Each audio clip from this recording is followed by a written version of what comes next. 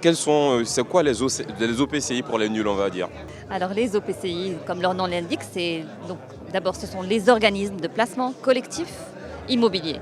Alors placement collectif, ça veut dire que c'est un groupe de personnes physiques, personnes morales qui vont investir dans un même instrument.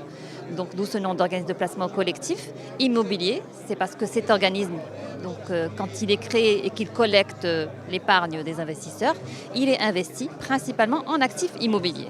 Donc c'est un peu par analogie aux OPCVM, organismes de placement collectif en valeur mobilière, qui eux investissent en valeurs mobilières, à savoir des actions, des obligations, des titres de créance. Les OPCI investissent principalement en actifs immobiliers. Bien entendu, ils investissent également dans d'autres actifs, disons, financiers, qui sont un peu plus liquides, mais le principal est l'actif immobilier. À qui ça s'adresse déjà? Voilà, les OPCI, on va dire. Donc ça s'adresse à tout type d'investisseurs d'abord, investisseurs institutionnels, investisseurs grand public. Donc tout le monde peut investir dans un OPCI. L'avantage de l'OPCI, c'est qu'il démocratise un peu l'accès à l'immobilier, notamment l'immobilier locatif. Parce que l'objet de l'OPCI, c'est d'investir dans de l'immobilier locatif, j'ai oublié de le préciser tout à l'heure. Donc ça le démocratise parce que vous voulez investir dans le locatif, vous n'avez pas à aller acheter vous-même donc un actif immobilier, vous allez rentrer dans un organisme, donc une collectivité, et vous allez acheter des parts de cet organisme. C'est comme l'OPCI peut avoir la forme d'une copropriété, dans ce cas-là on parle de parts, il peut avoir la forme d'une société, et là on parlera d'une action. Et donc l'avantage c'est que dans un OPCI, la société de gestion qui gère va acquérir plusieurs actifs immobiliers, qui peuvent valoir des millions, des milliards de dirhams. Vous, investisseurs, que vous déteniez 100 000 dirhams ou 10 000 dirhams, donc ça dépendra de la valeur liquidative de l'OPCI, vous pouvez investir et être vous-même, avoir une partie du revenu locatif qui est généré par les actifs immobiliers que porte l'OPCI. Maintenant que c'est lancé, qu'est-ce qu'il reste à faire pour, on va dire, assurer un succès en fait de cette phase? Qu'est-ce qui reste à faire? Beaucoup de choses restent à faire. Il y a beaucoup de travail effectivement qui a été effectué pour pouvoir compléter le cadre législatif et réglementaire.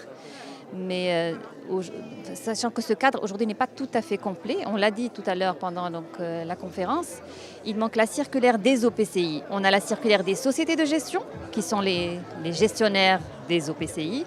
Il manque la circulaire des OPCI qui est déjà élaborée, qui est déjà presque validée. Donc on attend quelques semaines et on espère qu'elle sera publiée. Donc il manque cette circulaire-là. Et puis après, c'est la mise en œuvre. La mise en œuvre, c'est commencer à agréer, ce qu'on est déjà en train de faire, mais on n'a pas encore prononcé le premier agrément d'une société de gestion. Et puis commencer le suivi et le contrôle. Parce que tous les acteurs du marché des capitaux, qui sont sous la supervision de l'AMMC, l'AMMC intervient au moment de leur agrément, quand elle les autorise initialement à aller sur le marché, mais elle effectue un suivi permanent de ces acteurs sur le marché, à la fois donc un suivi sur pièce, puisque ils sont tous assujettis à des obligations de reporting qui doivent nous communiquer à différentes fréquences qui sont fixées dans nos circulaires.